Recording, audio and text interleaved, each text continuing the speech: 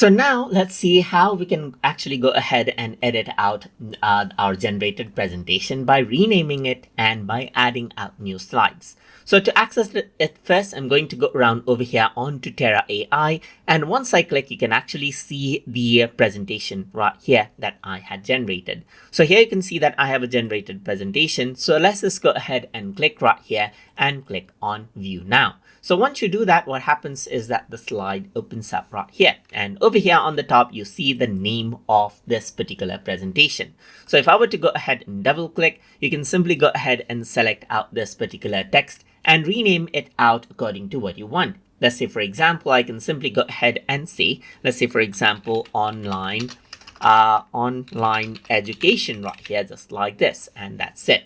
It has been renamed. So now what you can do right here is you can go ahead and add a new slide. So you can see that there's a lot of slides right here, just like this.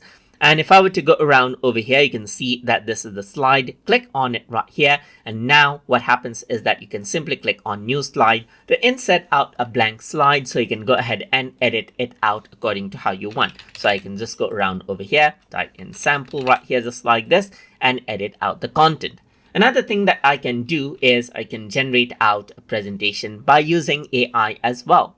So I can go ahead and press the plus button for that. And over here, what I can do is, let's say, for example, say importance of education in third world countries right here. So let's just go ahead and type that in and click on continue. And what happens is that it'll go ahead and generate out that one particular slide right there, just like that.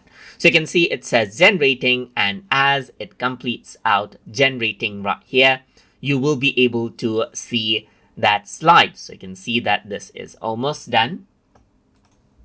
And this is what it generated, as you can see right here. So this is how you can simply go ahead and add in a new slide and even rename out your presentation inside of Terabox Presentation Editor.